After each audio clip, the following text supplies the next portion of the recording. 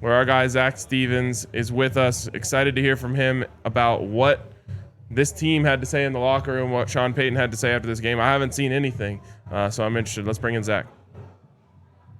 What's up, dude?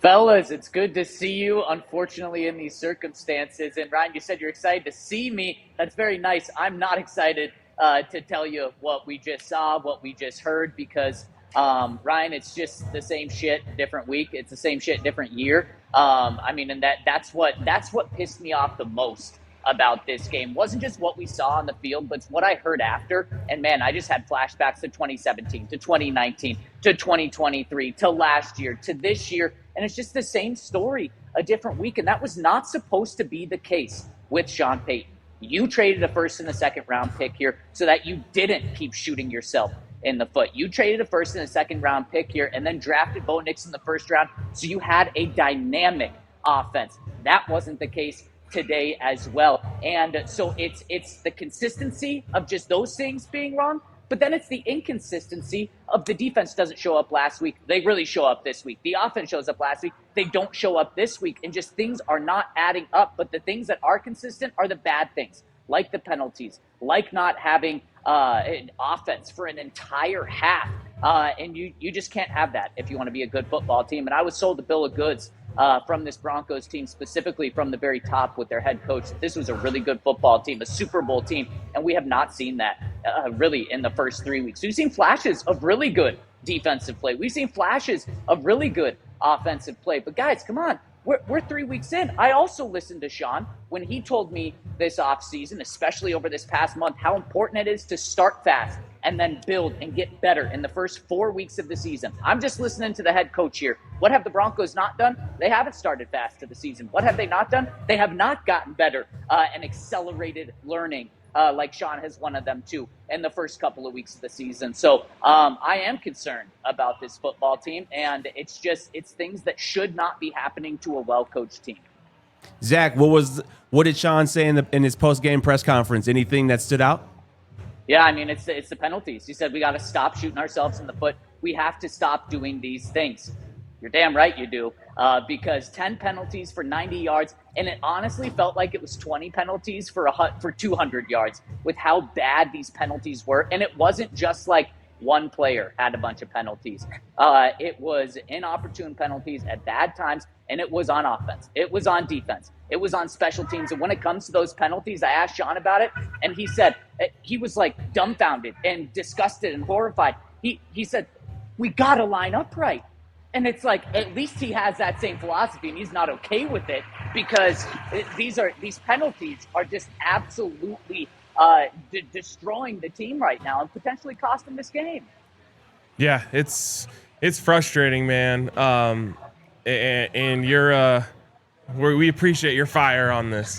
What did Sean say about Bo? What did Bo say about Bo? What was the vibe on Bo after this game? And what's your vibe on Bo? Start with you. Two very different vibes here, guys. My vibe on Bo is exactly what you said, Ryan, and I felt it the exact same way throughout this entire game. That 52-yard touchdown was all on Sean. That was a fantastic play design. He called it at the right time. He set it up at the right time, and boy, was it a great call. That was all Sean. I mean, Cortland didn't do anything amazing. Bo didn't do anything amazing. That was a fantastic call. And it just felt like, and it's kind of felt like, when the Broncos need something on offense, Sean Payton's got to be in his bag. And I heard you say, like, Sean Payton can't be in his bag 70 of 70 plays and come up with 10 touchdowns in a game because he's diving into his bag every single time. You got to be able to execute a simplistic offense, because you're only going to be able to dive into your bag and have certain plays a couple of times a game. Sean's going to run out of those if he does the first 3 plays of the game. And so that's concerning to me. And I think that really falls on Bo as the quarterback here. He needs to be able to run an offense without having crazy play designs left and right. And I did not think Bo looked good today. And in fact, when there were plays there, he missed. And I'm sorry, but you cannot go 1 for 3 on big time plays if you want to be a big time quarterback. Now that can happen once every 16 weeks or so. Your quarterback can be off on big plays, but it can't happen, it can't be off 2 of every 3 games to start a season. So he's got to pick up the accuracy, whether it was the throw to Marvin Mims on 4th down that Sean dialed up, or the flea flicker, whether it was the one at the end of the game to Cortland Sutton, you have to hit those. And you can miss occasionally, but you can't miss more often than not on those. And that was something that Bo talked about at the end of the game. He said that play, they waited for that until that exact moment, that 3rd and 10, when Cortland has a step on the receiver, Bo has to hit him. They intentionally did a lot of outs throughout the game, and then that was an out and up, and it was meant to be used in that moment. And Bo just has to be more accurate. And guys, Benny, you'll know better than I, but it just looks like his footwork is just consistently off, not just in this game, but in the first 3 weeks of the season. That's something that needs to be cleaned up and cleaned up fast. So I mentioned that my vibe is very different than the vibe in the locker room. And from Sean, it was the words of JK Dobbins, and this was the vibe in the locker room. Bo had a great game. Don't put this game on Bo. We need to make plays for Bo. Bo is a great quarterback. To use those words right there. And look, I'm not jumping off the Bo ship after one game, but that's how the locker room was. They were 100% defending Bo. Sean defended Bo. And Bo did obviously fall on the sword as a quarterback should, but it was a very different vibe in there. And Bo just simply, in my opinion, needs to play better. And it's not all on him. Don't get me wrong here. You can't run with your starting running back 4 times for -4.5 yards. And all credit to JK Dobbins for what he did coming out of halftime. I mean, there was a 3-play, 66-yard touchdown drive. He was responsible for 66 of those yards. He was fantastic in the second half, so it's not all on him. But come on, guys, the running game can't be non-existent for a half, just like Bo can't be missing easy throws.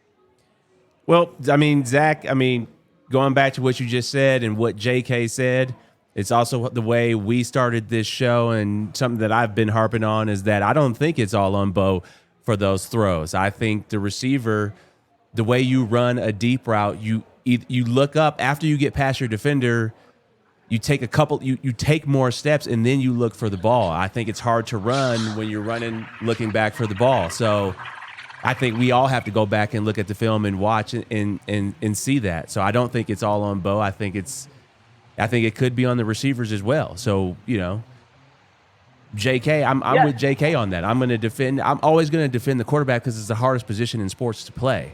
And the receivers have to go out there and make the plays. They have the experience.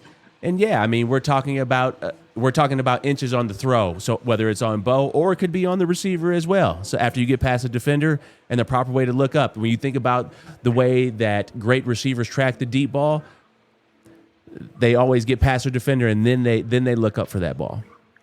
Yeah, no, and Benny, you said earlier in training camp, when a receiver and a quarterback are not on the same page, you blame the receiver. Maybe that's just coming from you being a receiver, wanting to be critical on receivers.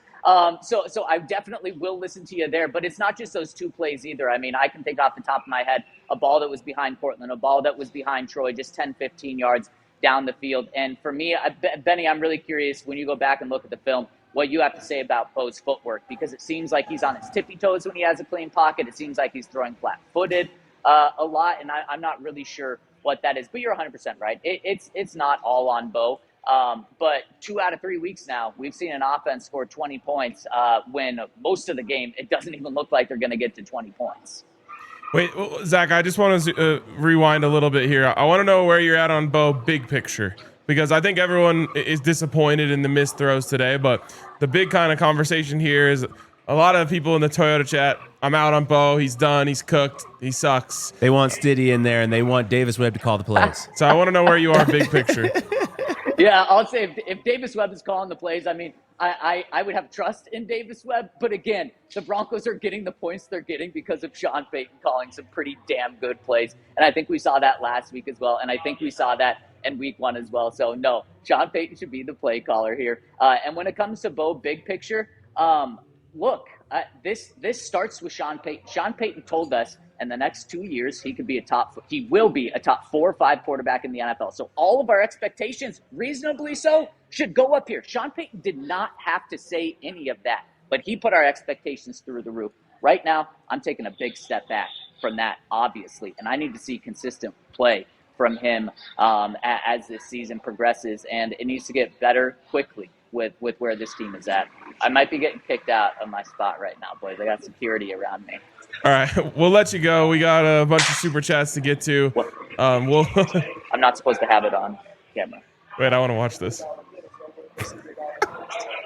Put security on.